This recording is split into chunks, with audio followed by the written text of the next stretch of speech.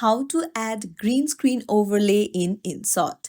Hey everyone, welcome back to the channel. If you are new here, don't forget to hit the subscribe button and turn on the notification bell to not miss any updates.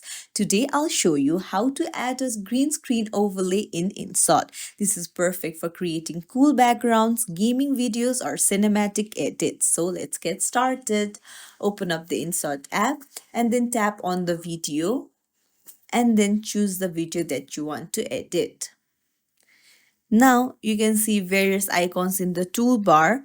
Swipe to the left and tap on PIP, that means picture in picture.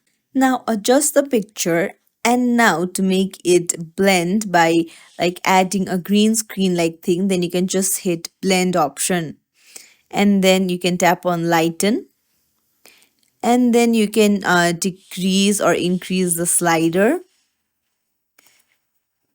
And then now you can place the video anywhere that you want to, and you can see that it creates a green screen like effect.